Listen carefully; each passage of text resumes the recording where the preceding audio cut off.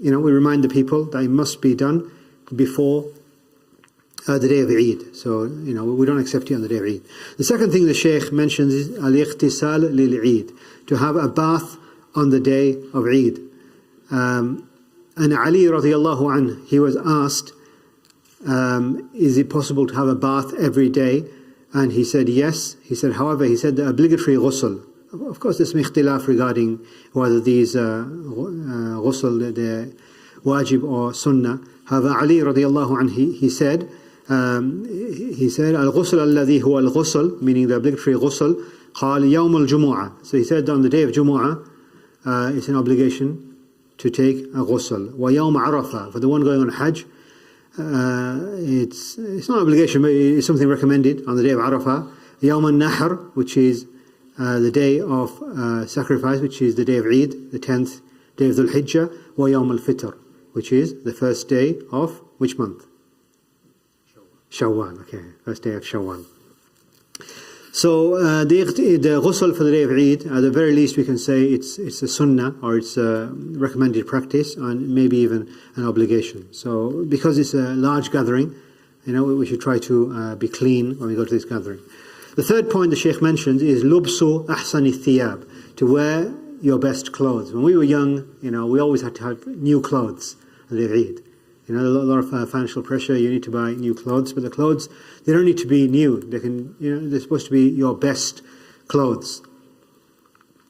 And in the hadith, كان رسول الله صلى الله عليه وسلم يلبس يوم العيد بردة حمراء. The Prophet sallallahu alaihi wasallam on the day of Eid, he would wear a burda, a red burda, and a burda is a cloak which has stripes. The Prophet sallallahu alaihi wasallam would have a special cloak which he would wear on the day of Eid. Okay, so try to wear, okay, come on, you brothers, okay? Okay, number 4, from the etiquettes, أكل التمرات قبل الخروج إلى المصلى في عيد الفطر. To eat, what should you eat before you go to the salah on the Eid al-Fitr? What do we think? Weetabix? Okay, tamar. Okay, you should eat dates. Okay, it's sunnah to eat dates. And the Shaykh here, he mentions the wisdom is so that people don't think you're fasting. Okay, and you yourself reinforce the idea in your mind that today is not a fasting day. Okay, brothers, please. Okay, we have brothers 15, 16, like children.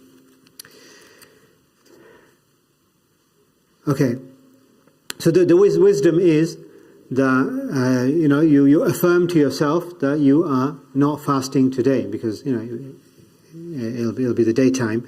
So you physically you make yourself eat dates. How many dates should we eat? What do we think? Odd number, yeah. ما خرج رسول الله صلى الله عليه وسلم يوم فطر حتى يأكل تمرات ثلاثا أو خمسا أو سبعا. The Prophet wouldn't go out for the Eid al-Fitr until he'd eaten dates. He had 3, 5 or 7. Anyone can think of a wisdom behind odd number? Okay, what's the wisdom behind the odd number? Well, why not eat 2 or 4 or 6? Go on. Okay, this is good. Your dad told you? Yeah? I thought it's too advanced. Okay, that was shocking. Yeah. Okay, this is Allah Jalla wa Ala, He loves witr. Also, the witr is a reminder of the oneness of Allah. Okay, even though witr can be, odd number, however, ultimately the lowest common denominator, is it prime number? Yeah, one is a prime number. Yeah, so the witr is it's a reminder of the oneness of Allah. So it's something like this. The Shaykh, he says, Al-hikmatu fi ja'lihinna witran al-isharatu ila wahdaniyati Allah ta'ala. He said it's a wisdom.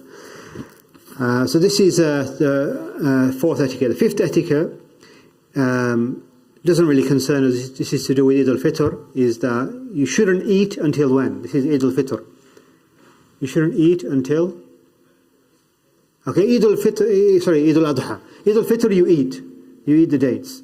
But Eid al-Adha you're not supposed to eat. You go to the musalla without eating. So when do you eat? Come back and do what? Okay, you offer the qurbani. You know the qurbani?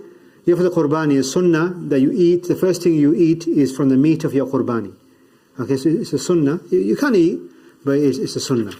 Number 6, استحباب الإكثار من الصدقة يوم العيد. It's recommended to give a lot of sadaqah on the day of Eid. And the Prophet ﷺ in the khutbah, he would say, tasaddaqu, tasaddaqu, tasaddaqu. Give sadaqah, give sadaqah. And they said, the women at the time of the Prophet ﷺ, they would give, their earrings of gold, or the rings they had, the finger rings, they would give them as sadaqah. They would be so affected by the Prophet ﷺ. And on some occasions he would actually go specifically address the women and tell them that tasaddaqna fa inni ra'aytukunna akthar ahli an-nar.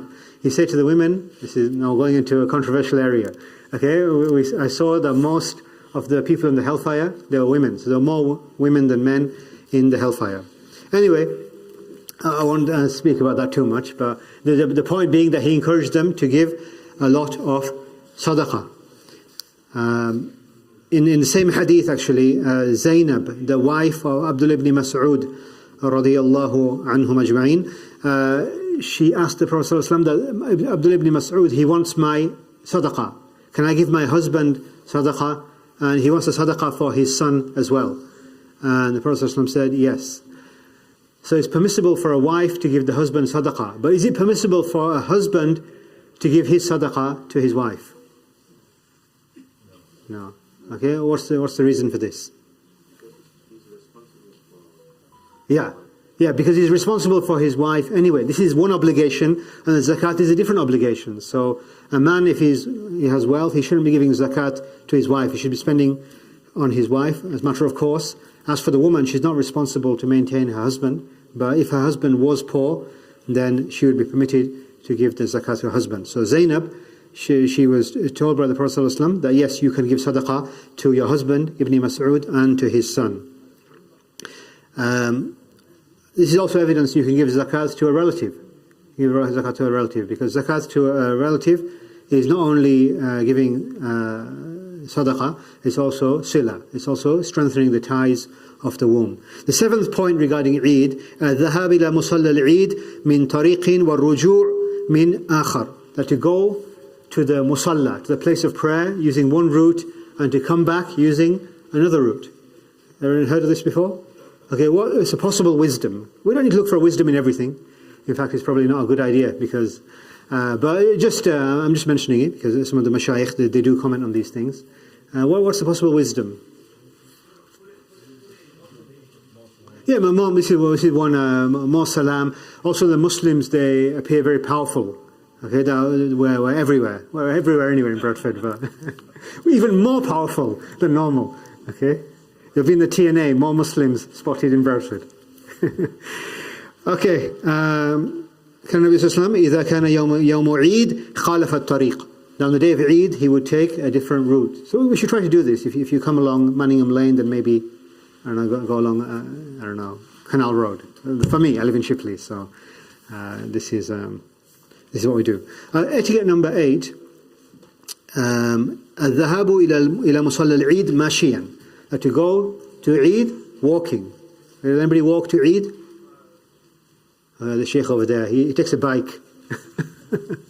Okay, walking to Eid is sunnah. Similarly, walking to Jumu'ah is sunnah. He wipes away the sins and he raises the ranks. So it's if you like a forgotten sunnah. It's rare you find anyone who walked to Eid. Okay, so if you can walk to the musalla, if you have the capacity to do so, then do this, inshallah. It's something good. من السنة أن تخرج إلى العيد ماشية. This is in the hadith. Then we have استحباب خروج النساء لصلاة العيد بلا تزين أو تبرج أو تطيب. It's desirable for women to attend the musalla al-Eid, okay, without beautification or perfuming themselves. Okay, so this is something which we should encourage the women to do. And in the hadith of Atiyya, and she was one of the Sahabiyat, one of the female companions, and she said, Umirna, we were commanded. Who commanded her? We were commanded. The Prophet sallallahu alaihi wasallam, okay? So this is understood, even though she didn't mention the Prophet Muhammad sallallahu alaihi wasallam, it's understood. And similarly, they use phrases like mina sunnah, from the sunnah, meaning that the Prophet sallallahu alaihi wasallam taught them. So anyway, in this science of usul al-fiqh, they actually analyze these statements and they mention them. So she says, umirna an nukhrij al-huyyad yawm al-eidaini wa dhawat al-khudur, that we were commanded to take out the menstruating woman. Now normally, a menstruating woman, she doesn't pray, does she? She doesn't pray, nor does she make up the prayer. So why would she go to the masjid?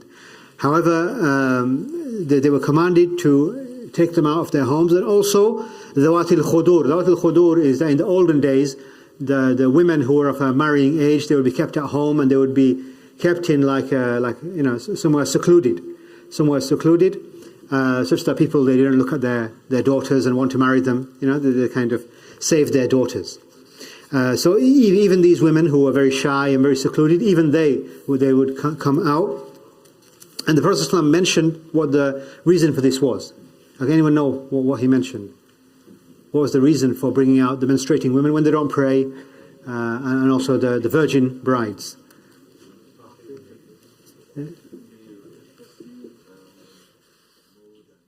Stiff mood, what are you planning on doing? فَيَشْهَدْنَا جَمَاعَةَ الْمُسْلِمِينَ. Only joking, yeah? Okay. وَيَشْهَدْنَا جَمَاعَةَ الْمُسْلِمِينَ, that they witness the congregations. You see, it's supposed to be a very big gathering on the day of Eid. So when you see thousands of people, and we hope one day, inshallah, we manage to gather more people. So they witness, is something worth witnessing. وَدَعْوَتَهُمْ, and they witness their supplication as well. So just because you're menstruating doesn't mean you can't participate in the dua. So you can participate in the dua and you participate in like the brother said, the festive spirit, the kind of gathering, yeah. And the Prophet ﷺ said, وَيَعْتَزِلُ الْحُيَّدُ أَنْ مُصَلَّاهُنَّ. So the menstruating women, they should avoid the actual area where the prayer is being performed, because that area, like infirmary fields, it's like a musalla. It takes the ruling of like a masjid. So they avoid that exact area. However, they're present in the gathering. And then it's quite nice in the hadith, one of the sahabiyat, she said, what should a woman do? لَيْسَ لَهَا جِلْبَابٍ. If a woman, she doesn't have a jilbab, so this shows us that they understood that the woman is supposed to be properly covered. Okay, what should she do if she doesn't have a jilbab?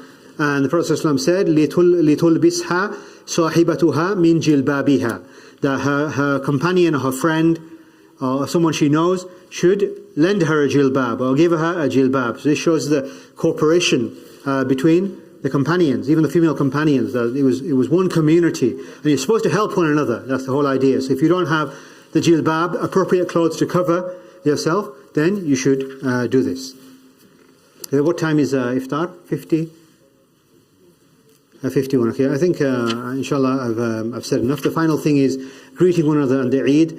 The companions, they would say تَقَبَّلَ اللَّهُ مِنَّا وَمِنْكُمْ. However, the ulama, they say any phrase which the people have taken in the custom, like we say Eid Mubarak. There's no hadith which says Eid Mubarak, but there's no harm in saying Eid Mubarak. Inshallah, this will do for now. Now it's time for dua. So brothers, sisters, please be seated. Jazakumullahu khairan wa sallallahu wa sallam. Nabiyyina Muhammad wa sallam.